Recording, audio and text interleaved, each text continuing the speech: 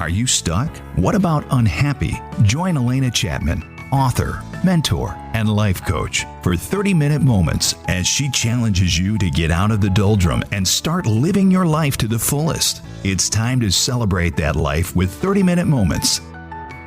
Welcome. You are listening to 30-Minute Moments, and I'm Alena Chapman. We talk about aha moments. We talk about following spirit guide or our other side, not the critical side, but the true inner self. But I have a person here who had the most powerful spiritual awakening, and it happened in the 1990s. This man is Gary Renard. Now, this man opened himself up to the highest power there is. And with that, he was guided to write amazing books that have so much power in them. I mean, really to change your life, change your perception of this world, to really start living from that divineness in you. One of them is Disappearance of the Universe, and that was written over a period of 9 years. But this was only the beginning. He also wrote Your Immortal Reality, Love Has Forgotten No One, and I love this title. This is so cool. The Lifetime When Jesus and Buddha Knew Each Other. Right now, he does a ton of workshops and events all over the world, and he also speaks a lot on forgiveness and looking at the world in this place of love. Because some people think I'm just going to be positive. But I always say it's what is in your heart. What is that deep thought you're having? What's that reoccurring thought? What's that thing that, those things that kind of plague you? Those are the things that come true. Gary Renard. Yes, and it does take a certain amount of discipline to do that. Like, I really got on a spiritual path, I would say about 40 years ago. But it took me about 15 years before I even got into a position where I would be ready to start to write The Disappearance of the Universe. So I went through a lot of different phases. I did this thing called the S training way back in the late 70s. Okay. And that was my first thought system, and it made me realize that the reason that I was depressed was because of the thoughts I had been having. Before that, I assumed it was the other way around. I assumed that I was having these bad thoughts because I was depressed. But it was actually just the opposite. I had become depressed because of the thoughts that I was having. Exactly. So I started to change, and it was a gradual process. I think that spiritual enlightenment is a lifelong spiritual path, and I went through a lot of different learning experiences, such as Buddhism, and especially meditation, which I find to be very important to quiet the mind and to get into a place of peace. Because on its own devices, the mind is kind of like a wild animal. If you don't train it, it will run wild. Don't you feel that when you do that, it's night and day? When your thoughts turn to what I call the critical thoughts or the critical self, it just changes. It's such a drastic change. You don't want to be there anymore. And I got to the point where I could notice when I was slipping back into the negative side, and I could switch to the spirit side. And by doing that, I noticed over time that I really started to change the way that I felt. And I learned some marvelous things in the 1990s. I got into this wonderful spiritual teaching called A Course in Miracles. Yes. And the Course is what I would call a modern spiritual masterpiece. And it really does train your mind to think along the lines of spirit, to think along the lines of love. And one of the things I learned along the way was that love is strength. I used to think that love was weakness, and a lot of people think that love is weakness, and they think that being tough and coming from, a place of fear, they see that as being strength. And I really believe that the opposite is true, because if you can get into your right mind and get into a place of peace and love, then you can be inspired. In fact, the word inspired comes from the words in spirit. You can be inspired by spirit to have brilliant ideas. ideas that can actually help you in a very practical way through life. At first, people think of spirituality as being kind of impractical, pie-in-the-sky type stuff. But the truth is that you can be inspired to genius-level ideas, ideas that can lead you to success, to safety, to abundance, and all kinds of practical things. So spirit can have its fringe benefits as well as leading you to peace. And it can end up being a win-win situation where you're more at peace, and yet at the same time you realize that you can be successful not by being tough or hard on people. You can be successessful by being smart, and that's where true success comes from. It does. I agree totally. And when we are always trying, toughness is a facade, and it's a protection device. And when we are so busy, and this is for the folks out there, when we're so busy keeping that facade up of being tough and having that armor around our heart, that takes a lot of work. And it saps you. You don't have any. You're so busy protecting, then it soaks up all the inspiration. You can't have the inspiration when you have it because your mind is so busy protecting. But when you have the courage to say, I'm going to try to open up to this beautiful spiritual side, and you start to open your heart to love. People think they're being vulnerable, but really, it's not vulnerability. It actually is a strength. You feel stronger when you go into that love. And that's when you're not pretending anymore. And that's when it's a direct line to your imagination, to something more divine. Well, no, I think what you're saying is true. And, the more you get into a place of inner peace, the more it leads to inspiration. And it leads you to those right-minded thoughts, which, of course, include forgiveness. Yes. And, there are people out there who hold a grudge for a lifetime. And if they could just forgive, they'd realize that they were the ones who were suffering. And by forgiving the other person, they're actually the ones who are being freed. I'll give you an example. I went through a divorce about 10 years ago. And it didn't look very pretty at first. There was some hard feelings. Yes. And some anger. But because both my wife and I were on a spiritual path, I would say within a year, we were friends again, and we were talking on the phone, and we could exchange emails with each other. I got married again, and a couple of years ago, I was in Hawaii with my wife, Cindy, and all of a sudden, I ran into my former wife, Karen, who had moved to Hawaii, and the four of us, her boyfriend and her, and my new wife, Cindy, and I, the four of us got together. And there's the four of us, and I'm looking at this, and I'm thinking, here's my wife, Cindy, next to me, sitting across, from my former wife, Karen. How nice. And I was sitting across from her boyfriend, Dave, and the four of us are getting, along like old friends. And I'm thinking, my God, this right-minded thinking and forgiveness stuff actually works. It really does. Because, instead of us, kind of like being suspicious of each other and, carrying on a grudge, here we are being friends. And that's the difference that right-minded thinking can make as opposed to coming from a place of polarization and separation.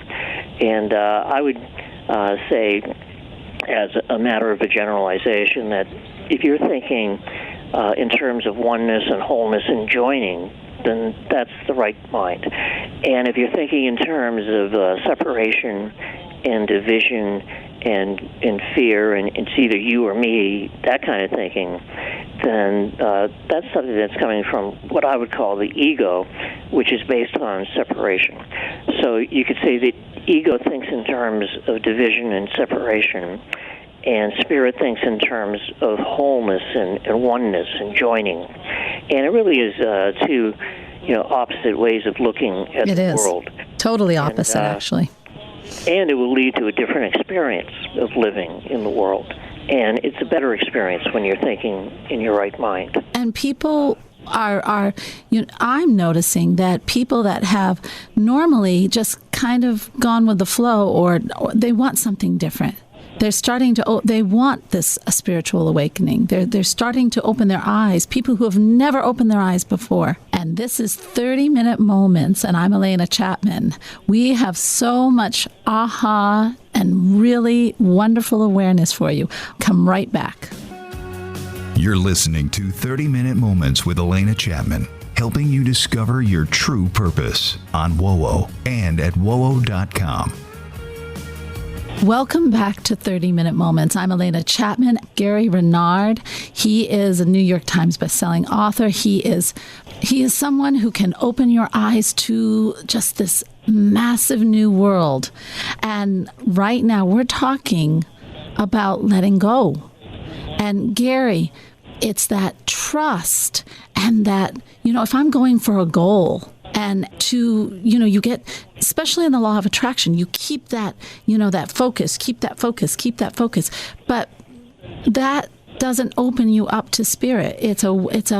You're putting yourself totally in the driver's seat. I think that letting go is a function of trust. And yes. You learn how to trust spirit by listening. There's a very interesting quotation that appears not only in A Course in Miracles, but also 100 years before that. Mary Baker Eddy, the founder of the Church of Christ Science, yes. She said, "All are called, but few choose to listen." And I think that in order to develop that kind of trust, you have to be willing to listen. You do. So, as you go along in practice, you kind of like get used to the idea that you're listening, and you're kind of like expecting guidance, expecting an answer. From yes. the Holy Spirit. Yes. And A Course in Miracles says that the Holy Spirit will respond to your slightest invitation. So if you're willing to listen, then you will be guided. And I think that's something that you develop over time. Spirituality takes practice. It's kind of like being a musician. If you want to be a really good piano player, well, there's only one thing in the world that's going to make you a good piano player, and it's not theory. The only thing that's really going to make you a good piano player is if you sit there every day and practice. Yeah. And spirituality is no different than practicing the piano. I mean, do we really believe that we are going to attain the same level as spiritual masters like Jesus and Buddha without practicing? I don't think No. it does take practice, and you will practice if you have the desire for the results. You have to have that desire. You have to really want it. Yes. Just like the piano player sits there and practices because they really want it. They really want to be a good piano player. Spirituality is no different. You have to want the results. But if you want the results, and if you're willing to practice, then you will get the results. And the results will come in the form of inner peace, inspiration, a better quality of life. There can be all kinds of fringe benefits, even better health. You can feel better. Your thoughts create how you feel. I think a lot of people, they don't understand how good they could feel if they just changed their thoughts, because everything originates with thought. It does. And if that thought is of the spirit, then your spirit comes to dominate your mind, and your mind, in turn, dominates your body. And so there's kind of like a really good cycle that's going on there instead of the vicious cycle of fear that comes from thinking with the wrong part of your mind. There are all kinds of practical benefits. There are tons of, and it makes sense. Even if you were even put this in a science kind of world, if your thoughts control what chemicals your brain releases. So if I have thoughts that are depressing or sad, you're going to actually fill your body with the chemicals that get your body to prepare for sadness. If you're in fight or flight, you actually release hormones and chemicals that will shut down some organs, that will speed up the heart, because you're either going to fight or flight. So you do that consistently, you actually do damage to your body. So it makes total sense. If you have these thoughts that are joyous and at peace and contentment, that's exactly what you're releasing into your body. You could say that toxic thoughts lead to a toxic mind, and toxic Perfect. mind leads to a toxic body. It's that kind of a cycle. It is. And, if you're thinking with your right mind, it changes everything. It does. So it's maybe more important than people realize. People are kind of like looking for abundance in the wrong place. They're looking for it out there on the screen, and they don't realize that the screen is just an effect. It's mind that is cause. And, I used to feel like something was missing. And a lot of people, I've talked to even billionaires who still feel like there's something missing. Yes. And that's because there is something missing. Course in Miracles says something very important. It says a sense of separation from God is the only lack you really need correct. I love if you that. Correct that one real lack, that sense of separation, then you'd never feel lack. Even if you didn't have much money, you still wouldn't feel lack, because you would feel like you were being taken care of and provided for, and that you were going to be led to good things, and you would never feel scarcity.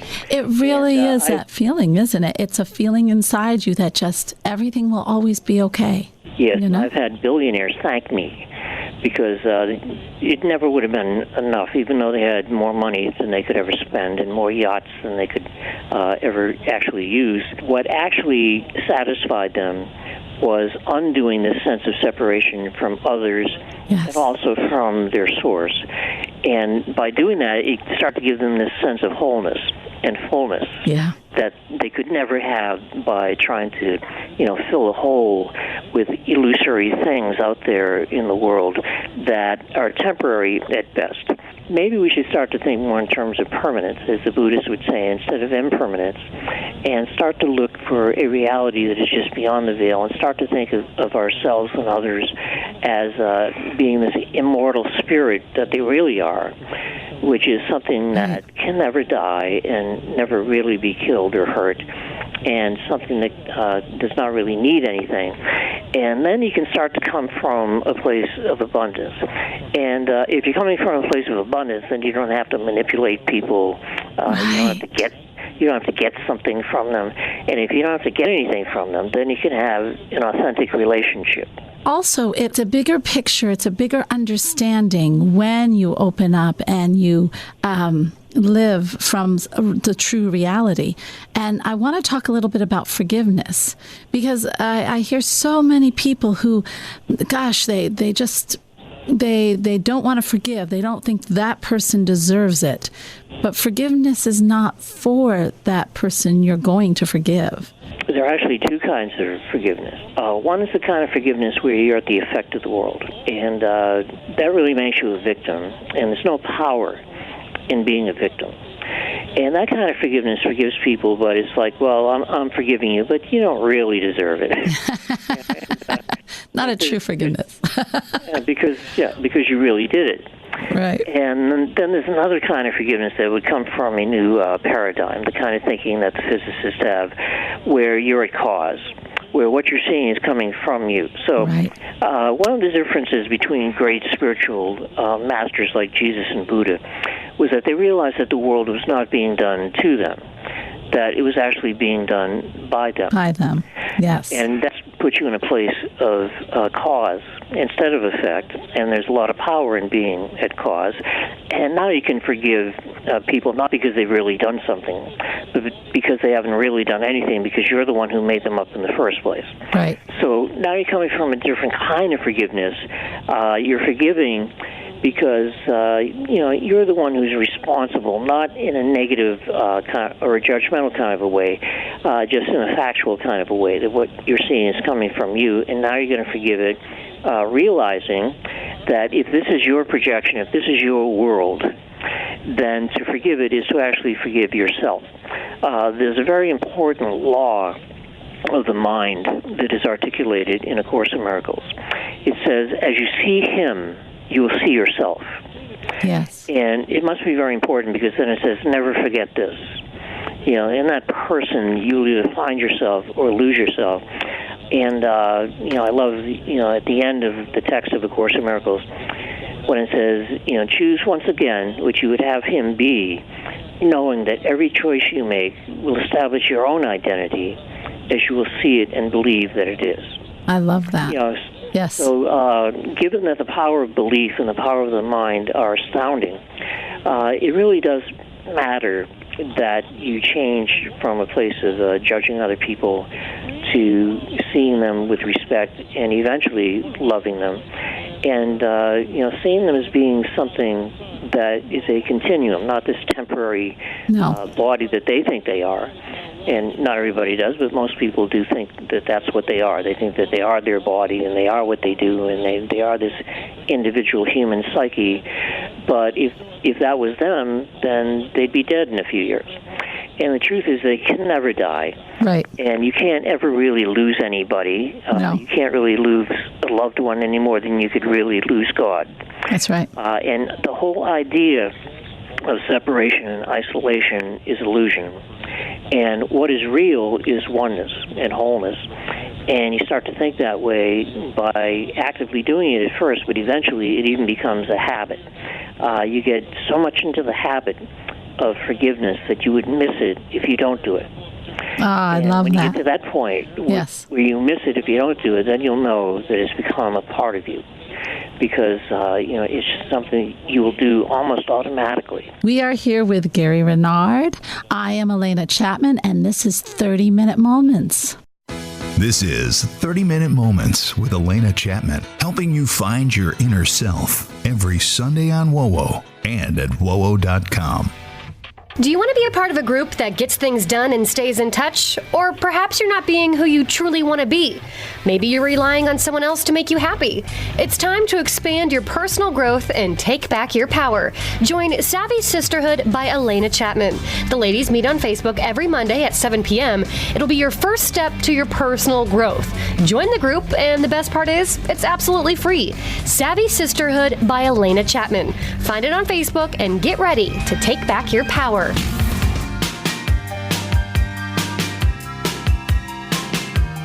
Welcome back. This is Alena Chapman. This is 30-Minute Moments. Guys, this is the most favorite part of the show for me. I love this part. We're in the shift. And I am talking to Gary Renard. He is fascinating, and he had this powerful spiritual awakening. And I want to see his shift. What brought him here?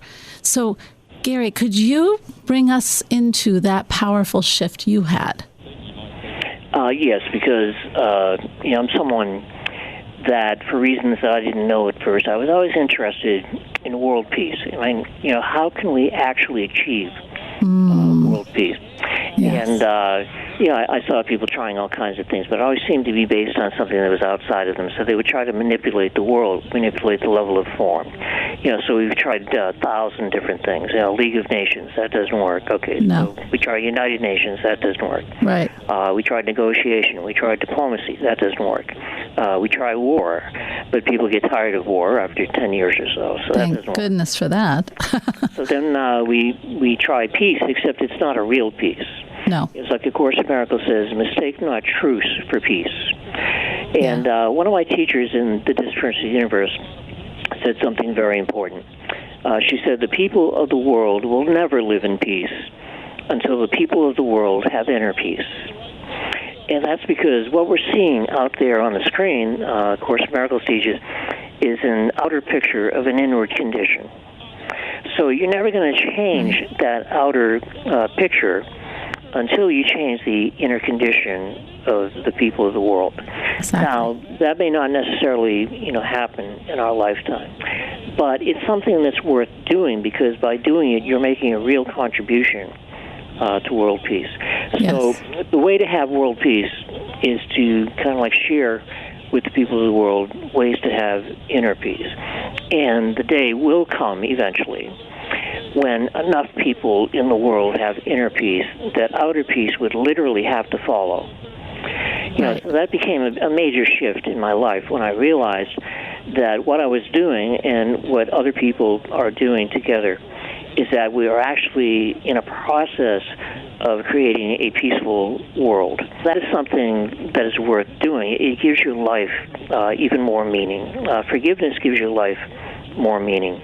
And the results of it give your life more meaning. And you don't have to wait for world peace in order to have inner peace. That's right. But at the same time, by having inner peace, you're making a genuine contribution to the healing of the mind and the healing of the world. It's like the calm tree in the storm, James Allen in his Serenity.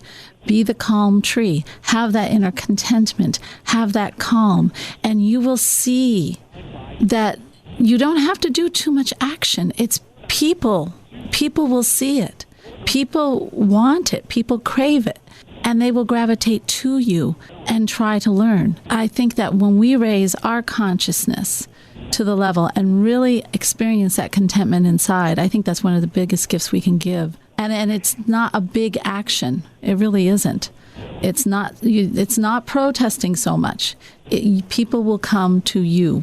Absolutely. And I would say that whatever you do, I mean, whether you protest or not, whatever you do in your everyday life, do it with love. And it changes everything. It does. Love really is strength. And no matter what you do, if you can do it from a place of love, and you don't have to preach about it, you can just live it. Live it. Just be a living example. That's the best. People will ask me, how do I teach this to my children? Well, the way that you teach it to your children is by living it. Be it. Because someday, your children are going to remember you, not so much because of the things that you said. They're going to remember you because of the way that you were. Yes. What kind of a person were Yes. you? How loving were you? How kind were you? What kind of an example did you set for them? That's what they're really going to remember. That's right. So that's the best way to teach children, is by living the teachings and coming from a place of love. Gary, how can people learn more about you? People can find out a lot about me and my books and my work at my website, which is simply GaryRenard.com. That's GaryRenard.com. You are listening to 30-Minute Moments, and we just had a fabulous interview with Gary Renard. I would also want you to tune in, because next week we have someone who is going to teach you really in depth about your perception. And I'll let you in on a little secret. He is my mentor. So I am bringing him here because he has taught me so much. I want to bring him to you. So stay tuned for that next week. Namaste, and really bring that love into everything you do. This has been 30-Minute Moments featuring Alena Chapman. If you missed an episode, download it now at wowo.com.